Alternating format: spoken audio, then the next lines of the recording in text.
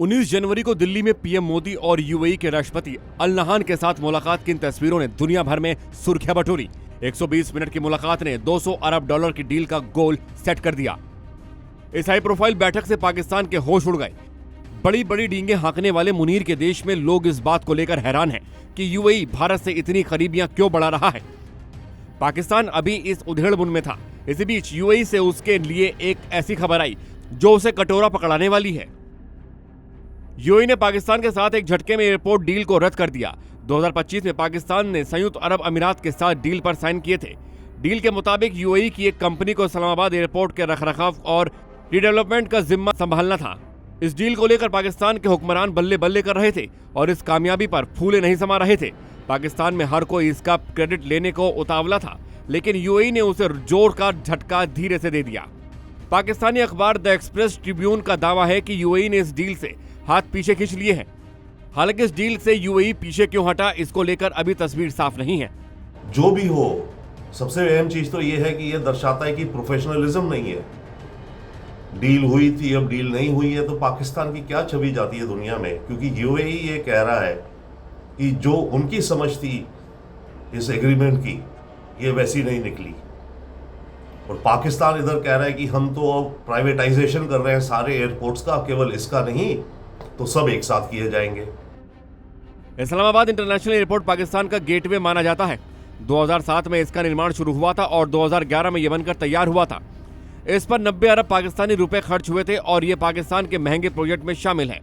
2018 में एयरपोर्ट का ऑपरेशन शुरू हुआ। यहां से रोजाना 40 से 50 फ्लाइट्स उड़ानें भरती हैं। इस्लामाबाद एयरपोर्ट के रखरखाव के लिए यूएई के साथ डील की गई थी, लेकिन अब यह रद्द हो चुकी है। इस डील के पीछे जहां अल नहान का भारत दौरा बताया जा रहा है, वहीं इसके पीछे यूएई और पाकिस्तान के बीच बढ़ते तनाव को भी माना जा रहा है। दोनों देशों के बीच आजकल दरार साफ नजर आ रही है। दरअसल पाकिस्तान ने 2025 में सऊदी अरब के साथ एक रक्षा डील की थी। इसके मुताबिक किसी भी देश पर हमला दोनों देशों पर हमला था। यूएई और सऊदी के बीच पहले से ही तनाव है। ऐसे में इस डील ने आग में घी का काम किया है। सऊदी अरब और यूएई दोनों ही खाड़ी के बड़े देश हैं। यमन के गृह युद्ध में दोनों देश विरोधी गुटों को समर्थन दे रहे हैं, जिसकी वजह से सऊदी और यूएई के रिश्तों में खटास आ चुकी है। गृह युद्ध में दोनों देशों ने विरोधी गुटों का समर्थन किया, जिससे उनके संबंधों में गिरावट आई। वहीं इसी साल जनवरी में तुर्की, पाकिस्तान और सऊदी के बीच एक और डिफेंस पैक्ट पर चर्चा चल रही है, जिसने यूएई और पाकिस्तान के बीच तनाव और बढ़ा दिया है। एमिरेट्स ने ये टाइमिंग पे ये अनाउंस करके कि हम डील कैंसिल कर रहे हैं, इस छवि, इस आइडिया को बढ़ोतरी दी है कि शायद भारत के दौरे में कुछ ऐसी बातें हुई हैं जिसके चलते यूएई ने ये कदम उठाया है। पहले ही दाने दाने को मोहताज हुए पाकिस्तान की हालत यह है कि उसकी एयरलाइंस पूरी तरीके से खस्ता हाल में है। कंगाली का हाल यह है कि पाकिस्तान अपनी सरकारी एयरलाइंस को बेच चुका है। पिछले साल ही 23 दिसंबर को पीआईए यानी पाकिस्तान इंटरनेशनल एयरलाइंस की नीलामी की गई थी, जिसे हबीब ग्रुप ने 4320 करोड़ रुपए में खरीदा था।